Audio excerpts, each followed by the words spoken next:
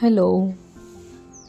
मला एक planter stand मागवायचं होतं खूप दिवसापासून आणि ते मी माझ्या कार्टमध्ये ॲड करून ठेवलं होतं already.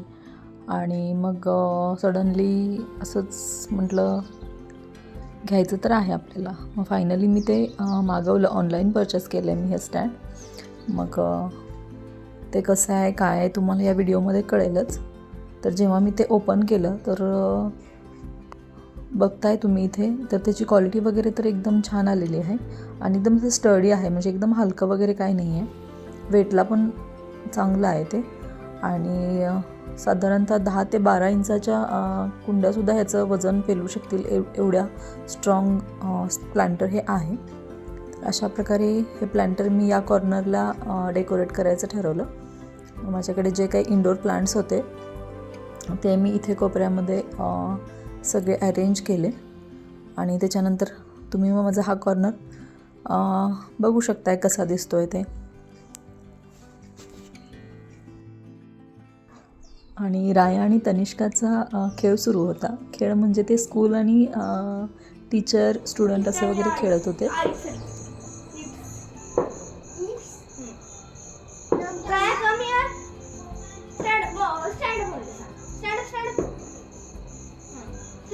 A to Z phonic sound. A for apple, B for ball, C for cat, D for dog, E for elephant, F for fish.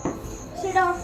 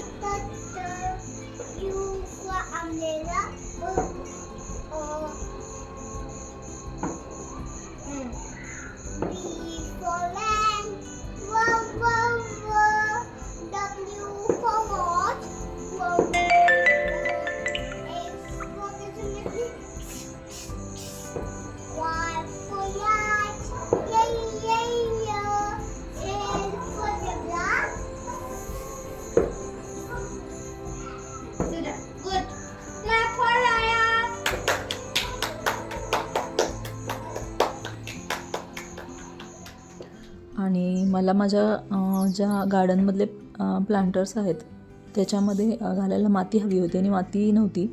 तर एका ठिकाणी अशी माती पूर्णपणे खोदून ठेवली होती. मग तिथे जाऊन मी आणि प्रेमने 2 पोती माती घेऊन आलो. तर गाडीवर कशी बशी 2 पोती आम्ही बसवली आणि ती माती घेऊन आलो.